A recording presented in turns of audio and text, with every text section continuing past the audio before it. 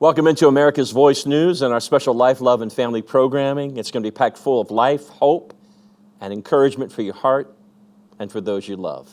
I'm Dr. Tim Clinton, President of the American Association of Christian Counselors and Executive Director of the James Dobson Family Institute. I'll be your host. We have an amazing lineup of faith leaders and ministry experts who are joining us. She's been making audiences laugh for decades. The Queen of Clean, one of the most awarded female comedians in the world, Shonda Pierce. America's Minister of Encouragement, motivational speaker and comedian Dennis Swanberg. Founding pastor of Woodland Hills Family Church, relationship expert and host of the Love and Laughter Tour, Ted Cunningham. And Rick Amato. He's ambassador for mental health, addictions, and recovery for the American Association of Christian Counselors. He has a powerful message of hope for those who are needing some real guidance and direction in this hour. Back this week also is my friend, recording artist, Michael O'Brien. I'm gonna follow you. This world has nothing for me. I need you, Jesus, to come to my rescue. While the everyday challenges of living in this pandemic and crisis are at times overwhelming, confusing, concerning, remember that there's one thing that isn't, and that's the faithfulness and steadfast love of God. Came across this verse this week, James chapter 4, and the first part of verse 8. It simply says this: draw near to God, and He will draw near to you. Let's pray together. God, we need you. Not less, we need you more. And Father, I pray that you would be with us during this time. Speak to our hearts, guide us, direct us. Again, Lord, we pray for protection, for your provision, and God, for an outpouring of your Spirit like we've never seen before. We love you, Lord, and thank you that you are faithful, that you're close to each and every one of us. Help us to draw near to you and draw near to us. We pray this in the strong name of Jesus. Amen. Let's begin. Joining us now is my friend Shonda Pierce. She's known as the Queen of Clean. She's an Emmy-nominated comedian, speaker, and author. Shonda's fresh off an incredible year after debuting her movie, Shonda Pierce, Laughing in the Dark. Shonda, thanks for joining us. Thank you very, very much. Laughing in the Dark was certainly a labor of love, but it did not turn out the way we thought it was going to. We wanted to just chronicle the life of a clean comic traveling around who deals with depression.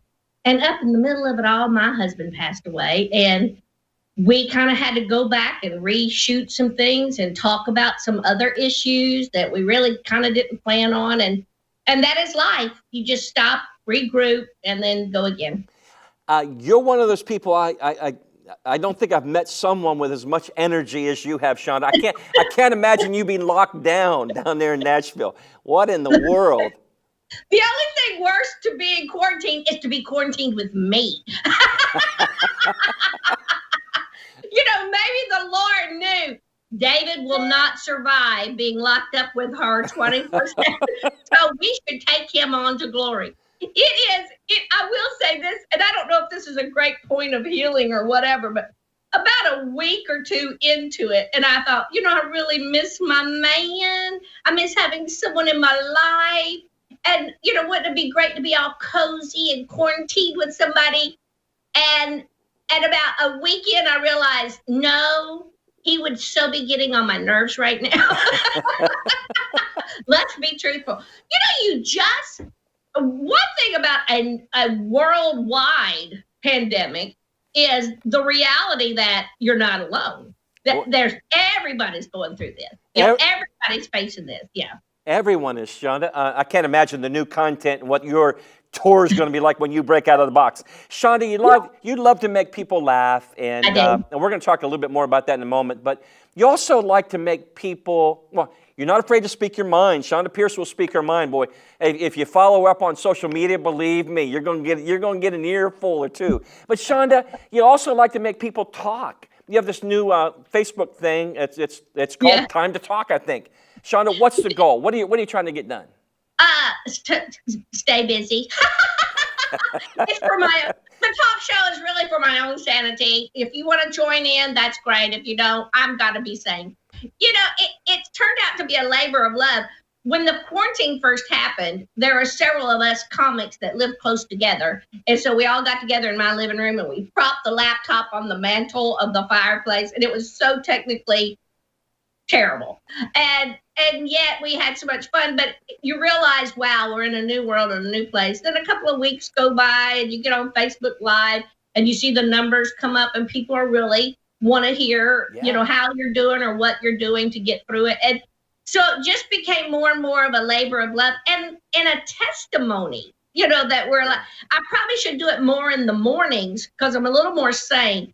By the time 7:00 on Tuesday nights roll around, I'm silly. I was just watching last night's little thing. I am so silly, but it's fun and it's just fun. And it's a way to stay connected because in my business, out of sight, out of mind sometimes. And it's not like a royalty check is showing up in the mailbox, but you do want to keep people aware that I'm alive. So I am going to go back to work someday. So come see me, Shonda, I think what people are endeared to you most when you do your touring, when you speak, is you're so honest about your life. You've had a tough life. You've grown up as a kid. You've experienced some tough days in your marriage and family, now going through the loss with David, etc. Shonda, but when you bring all that out, you talk openly about mental health issues. You take people on a journey. You bring them and you love and you laugh and you cry with these women. But talk to us a little bit more about mental health and why it is so important to you personally. Well, one thing, the verse that comes to mind that I thrive on is the verse in the Bible that says, you will know the truth and the truth will set you free. And it's not just knowing Jesus, the truth, the way, the truth, the life. It is knowing the truth about yourself. That speaking that out does two things. One, it'll punch the devil in the face. Secondly, when you hear your voice talk about the real issues that's going on in your head and your life and your body, it puts it in so much perspective. And I used to say all the time and still say all the time, everything you drag out of the dark into the light will have no more power over you. Wow. And so when I first began to tell my story and clinical depression hit me about 15 years into my success as a comic. And Dr. Tim, I have to say, it was people like you that stood by me, still invited me to come do my thing, even knowing that, waiting for this med to kick in today. You just allowed me to walk through to the healing place that I am now, instead of cutting me off and waiting for me to get healed. Because I want to tell you folks, that medicine that I take every day is a testimony to how God is healing my life. Yeah. That he has healed me, he will continue to heal me, and I will continue to need to rely on him and the tools that he's given me. That keeps me very, very humble, for one thing. It also keeps me very, very, very inspired to be sure and tell people you're okay and you're going to be okay and get some help, and there's no shame in it. Yeah. Shonda, through this whole pandemic craziness, every now and then I just jump up and I love to watch comedians online. I do. Yeah. Shonda, how can people find you? People need to laugh. Laughter's medicine to the soul. How can they find you and learn more about what's going on? Where's your YouTube channel, whatever? Well, come on over to my house. I'm just here all the time. I'll give you my address. Shonda Pierce, if you Google Shonda Pierce, you will find more than you know, but Shonda.org is my website, and I thank you so much for asking. Branches Counseling Center is always keeping up, branchescounselingcenters.com. You can get information there, but also Facebook, I'm there all the time. Shonda, leave us with a word of encouragement. What can we take with us? Laugh. Find something that will make you laugh, cause you to laugh, and answer the phone when it rings. Shonda Pierce, thank you for joining us. Bless you. Thank you, my friend. And the power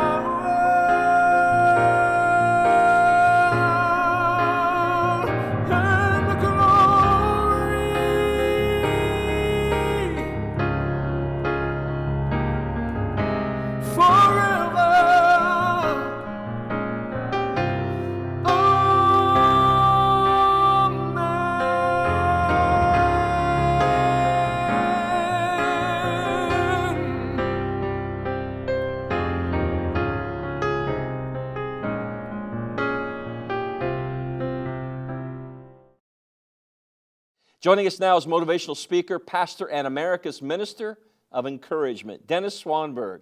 Known as the Swan, Dennis is beloved by people all over the world. Dennis, thanks for joining us. Man, it's just a thrill to talk to you. Hey, Dennis. I feel like I'm high tech, you know. Dennis, you moved from Louisiana down to Texas. I'm sitting here thinking, I can't imagine Dennis being locked down. What is that household like? I'm gonna tell you what, I feel like I love my wife. I love my sugar babe, my woman, my little Lori. We've been married 41 years, May 19th. We have been together straight now, probably 50 plus days.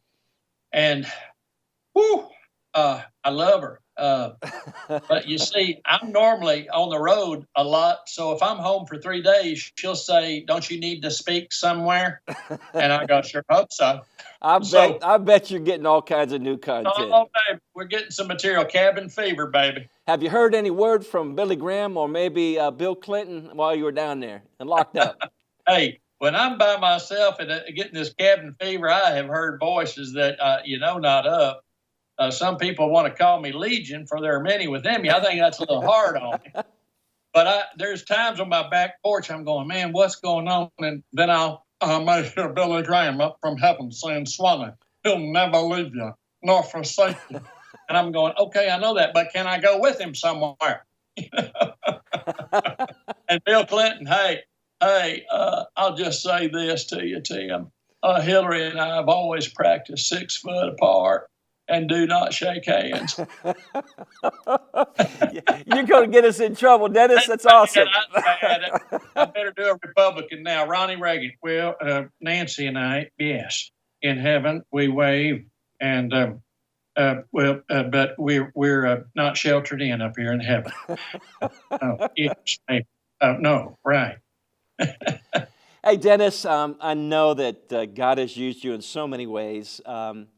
You no doubt have been hearing from people all over the country, around the world, and we need encouragement. Dennis, what kind of stories are you hearing? And talk to us about how we need to lighten up here, because the tension, frustration is escalating. I mean, it is. When you watch the news all the time, you can't help but just, it gets to you. My little mama, Pauline Bernadine, going to be 91. She's an independent living, and she's been locked up, locked down, locked out since May 11th, and they're still not telling her when, I can't even go see her.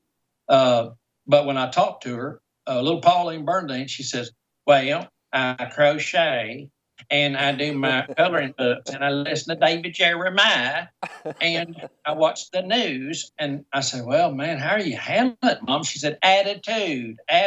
Well, I'm trying to encourage people. I'll do Facebook and tweet, and I go video a message, that churches can put on their, for their services and stuff. But as I'm talking to folks, we're all in this together, and it's frustrating. And the most up people can have some down time. I tell people sometimes I do good for an hour, sometimes a half a day, sometimes a whole day. But my wife, Lori, is helping me find the peace, and I'm trying to pass this on to others, is others. Who can I write a note to? Who can I call?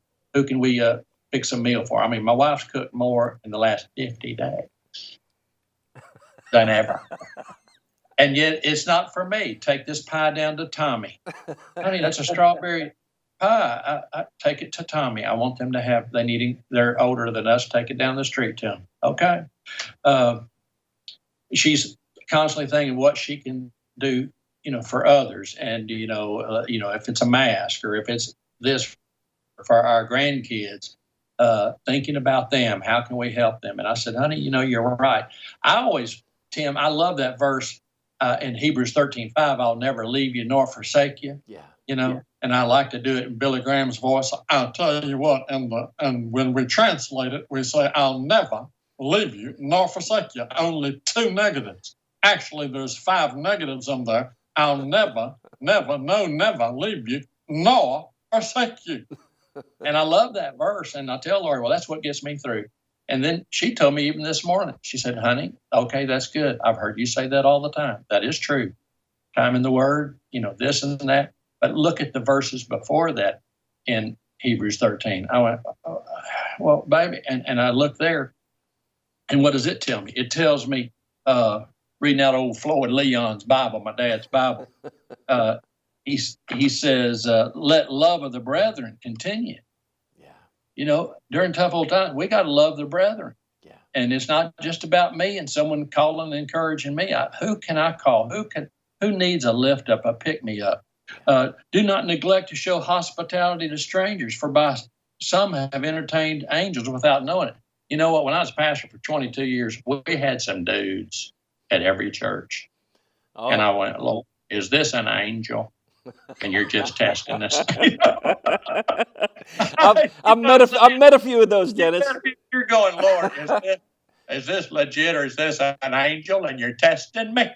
But remember the prisoners, and those in prison with them, and those who are ill-treated, since you yourselves are in the body.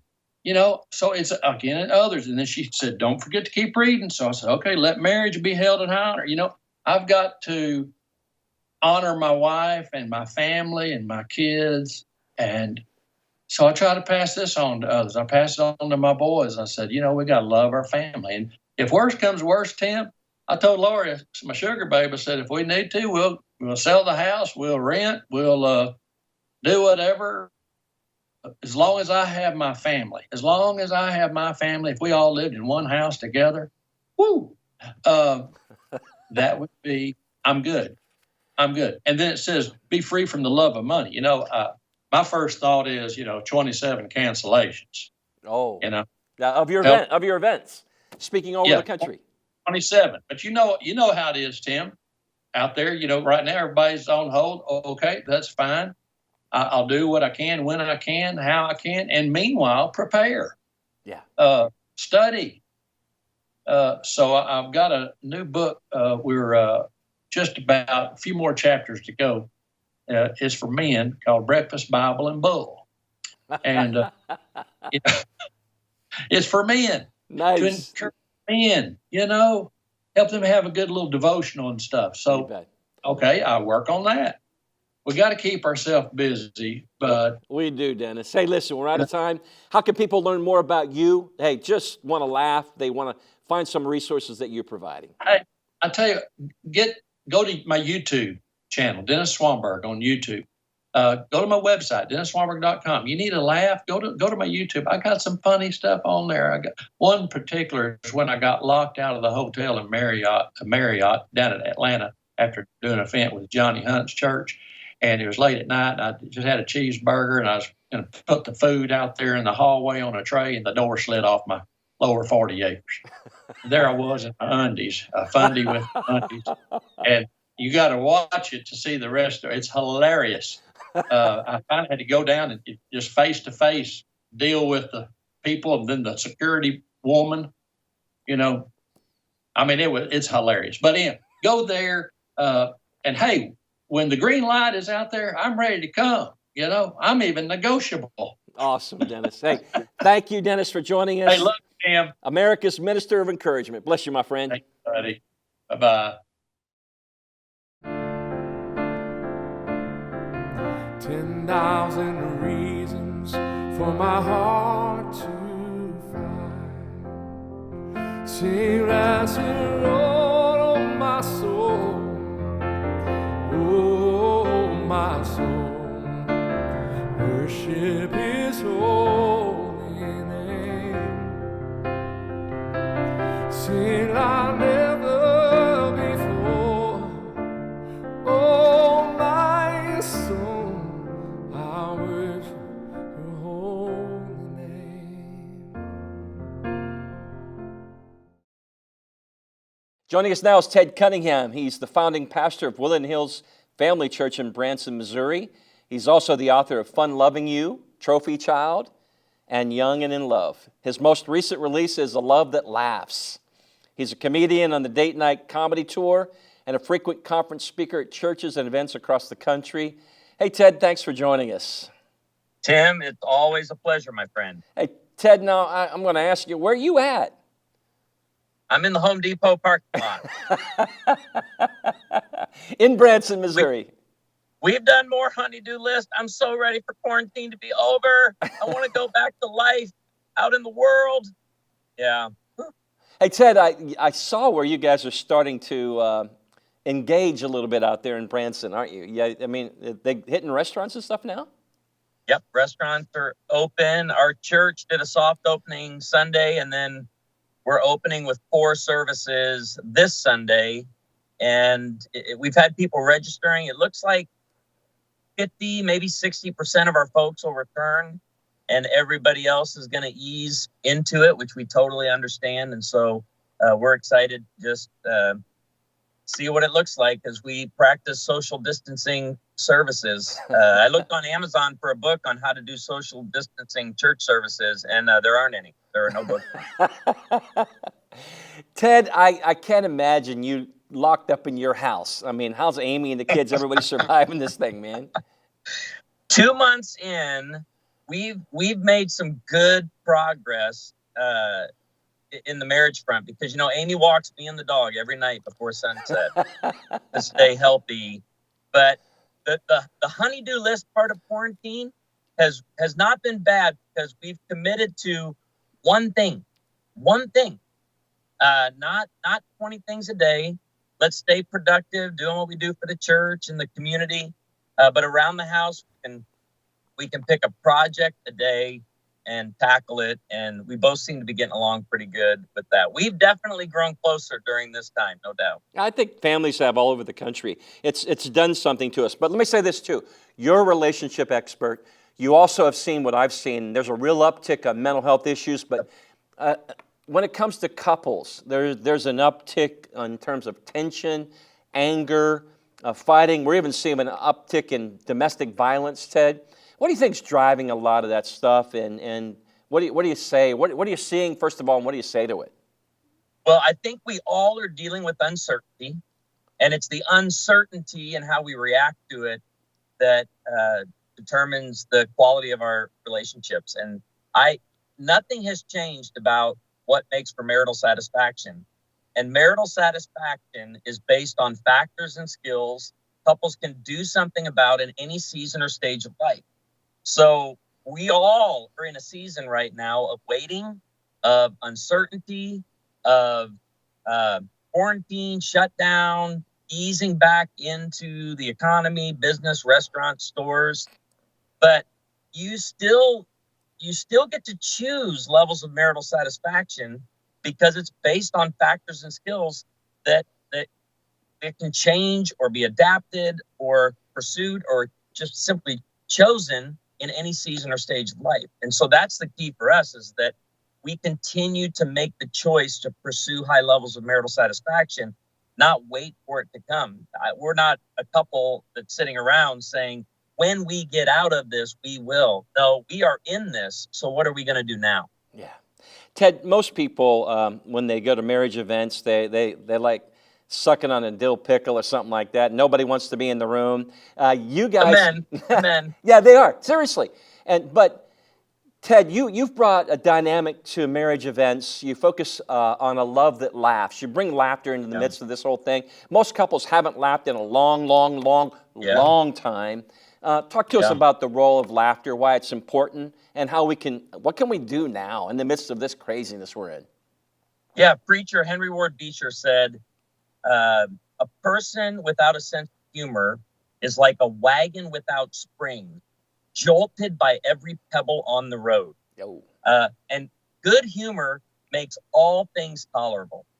And so we've committed to what we've always been committed to prior to COVID-19, prior to the shutdown. We are choosing laughter. We are still making one another laugh every day. And for the guy right now who says, well, that's easy for you, Ted, because you're a comedian and you love to laugh. Well, I don't get up every day and tell Amy jokes. That's not what we do. I don't make her turn on a fog machine before I get out of bed in the morning and say, ladies and gentlemen, Mr. Ted Cunningham. That's not what we do. It's looking for a shared sense of humor, and laughter helps us cope. It relieves stress. It relieves tension. It allows us to learn new things, that opens up the mind to new ideas. There's so many physical, mental, and emotional benefits for laughter.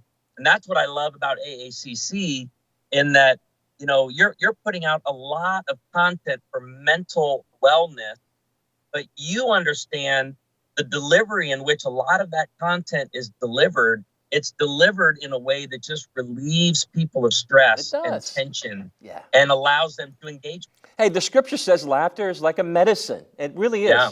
It's good for the soul. Ted, you've got some great content. Where can people go access it right now? I mean, they need a laugh, something to. Yeah. So woodhills.org is our church website. We start back this Sunday with social distancing. So if you want to see what that looks like and how we're doing it, we are, like most churches in the nation right now, learning as we go. So woodhills.org, you can get A Love That Laughs on Amazon. And then I have a lot of articles and all of that with Coaching Magazine at AACC as well that people can check out. Ted, leave us with a word of encouragement, man. Speak to us as couples.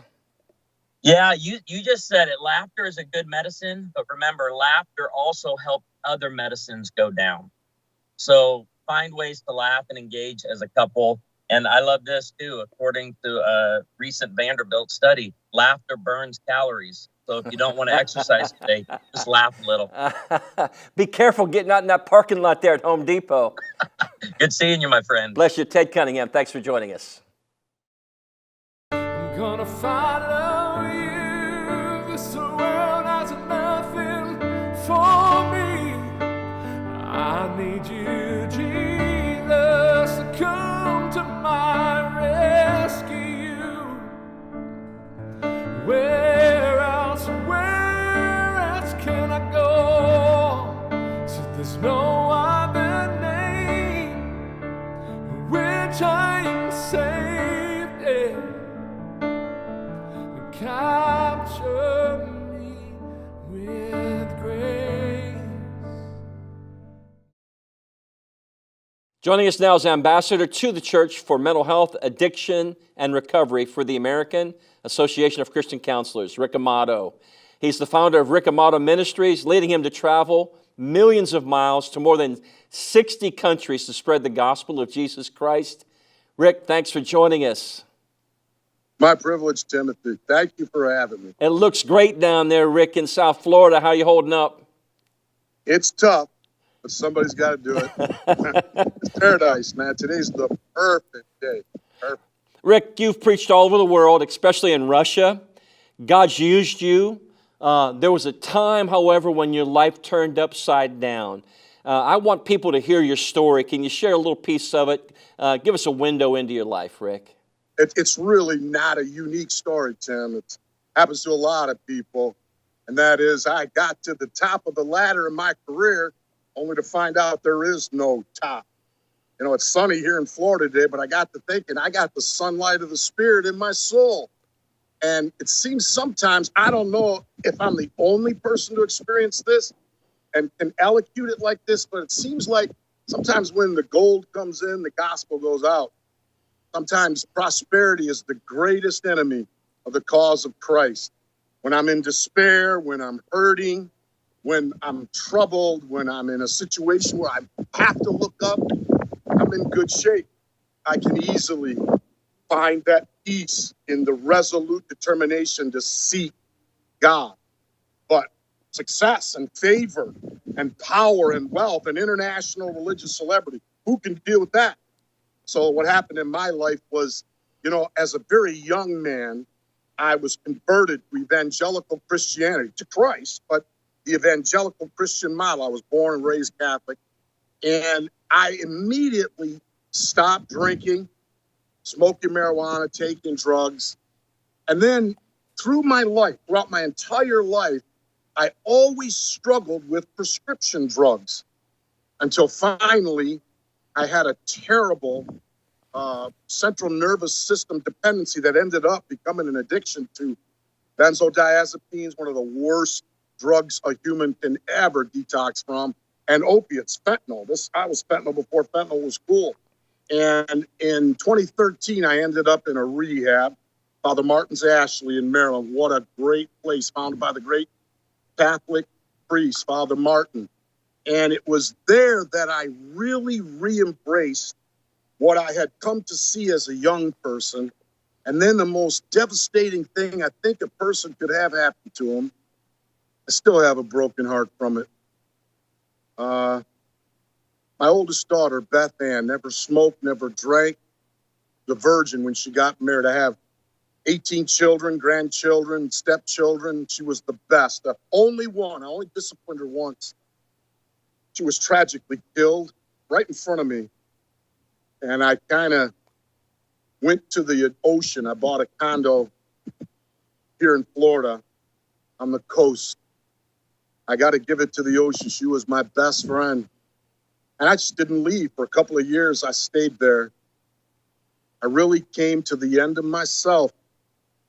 And I think it was there that I embraced who and what I really was, but more importantly, whose I was.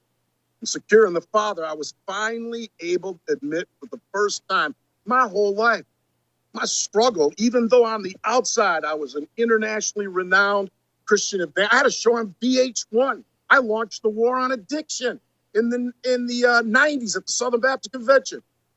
But I had to face at my core, my greatest problem had always been alcoholism and addiction. And though I'd never drank, again, never had another drop since 1986, 34 years was Christmas. And man, did I like to drink. I had a prescription drug problem that cycled again and again and again. So that's been 7 years ago. I think it's safe now. The American Medical Association says after 5 years, the mutagenesis that causes the brain damage in the brain, it doesn't go away. Once you're a pickle, you'll never be a cucumber. Again, once you're an addict, once you're an alcoholic, you always are. But what the American Medical Association says after 5 years, you've recovered. I went on to get a master's degree at Liberty, only to discover the seed to my greatest power was hidden in the heart of my worst problem. Yeah. I discovered, Timothy, that in my heart and in my life, being a prescription drug addict, struggling my entire life with addiction, was actually the greatest gift, because just about the time I feel happy and joyous and free, Christians call it the anointing. I'd like to just say, I think today I'm more authentic than I've ever been in my life, and more exhilaratingly excited about there is a solution to addiction. There is a solution to mental health problems. That's when our country, especially the church, is in the greatest mental health crisis in the history of the human race. That's right. Much less the United States. So that's right. In a nutshell, that's my story, and I'm sticking to it. Hey, Rick, 2 or 3 things that, real quick, we have about a minute and a half, 2 or 3 things that people could hold on to that you found matter in the journey to freedom, to breaking free. You know, Tim, my first thought is my way of life. 3 things. Number 1, trust God. Trust God. It's the answer to everything. During this coronavirus, everybody's looking for somebody to blame. Wherever it came from, however it had a alteration, it's from God. Viruses are from God. He's in control. Number 2, clean house. Don't look around your family you're quarantined with. Don't look at everybody around you. Look inside you. Anytime I'm disturbed, it's always my responsibility to ask myself, what's my part in this? And the third thing is help others. Help other people. Everybody can help somebody sometime every day.